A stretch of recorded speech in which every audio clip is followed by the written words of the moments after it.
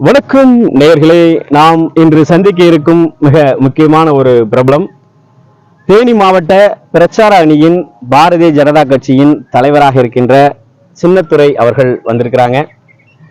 இன்றைய பிரபலம் நிகழ்ச்சியில் அவரோடு உரையாற்றுவதற்கு அநேக தகவல்கள் இருக்கின்றன. ஐயா வணக்கம். வணக்கம். 400 நோக்கி பயணங்கள் எப்படி போயிட்டு இருக்கு?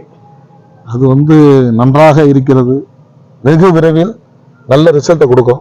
நம்பிக்கை இருக்கு. 400க்கும் மேல் வரும் என்பது ஒரு நம்பிக்கை. இப்ப தென் மாநிலங்களை குறிவச்சு பிஜேபி நகர்ந்துகிட்டு இருக்கிறது. ஒருவேளை வட மாநிலங்கள்ல சீட்டு குறையும் அப்படின்ற காரணமா?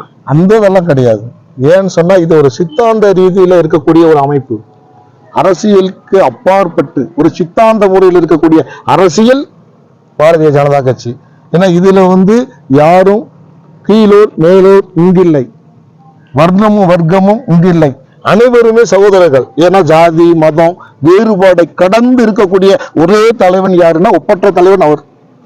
இப்ப மோடிஜி அவர்கள் அடிக்கடி பயணம் பண்றாரு, இதுக்கு முன்னாடி எல்லாம் வர்றதில்லை அப்படின்ற ஒரு குற்றச்சாட்டை எதிர்கட்சியினர் வைக்கிறாங்க. இல்ல, இதுக்கு முன்னாடி வர்றாரு, பிரபலியமா மீடியாக்கள் சொல்வதில்லை.